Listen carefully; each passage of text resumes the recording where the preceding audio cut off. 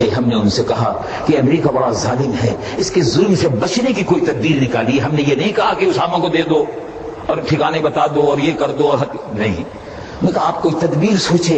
انہوں نے کہا ہم تدبیر سوچتے تھے کہ نہیں کچھ نہ کچھ تو بیچ میں سے رستہ نکالے، لیکن امیر المومنین ملا عمر نے کہا کہ ہم یہ سوچتے تھے کہ کوئی رستہ نکالے، جان بھی بچ جائے، سانپ بھی مر جائے اور لاٹھی بھی نہ ٹوٹے، یہ سوچ رہے تھے.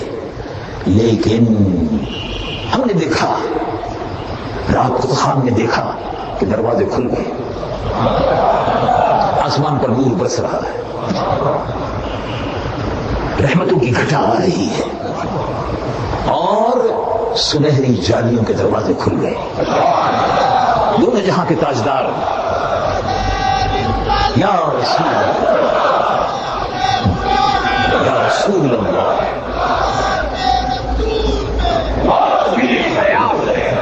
دونوں جہاں کے تاجدار سب گنبد سے سنہری جالیوں سے گزرتے ہوئے تشریف لا رہے اور کہا خبردار،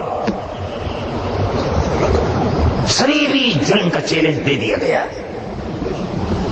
پیچھے نہیں ہٹنا، مقابلہ کرتے رہو، اللہ کی نصرت اور فتح پر یقین رکھو. تم اگر ایمان کے ساتھ ایمان کی قوت سے لڑتے رہے تو اللہ تعالیٰ تمہاری مدد ضرور فرمائے گا. بدر کے مجاہدوں کی مدد فرشتے بھیج کر دی.